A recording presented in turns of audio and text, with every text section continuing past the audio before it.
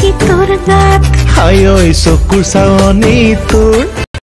যদি মই তোকে কওঁ তোকে মোৰ মানি লওঁ বুকুতে ৰাখিমে তই মানিবিনে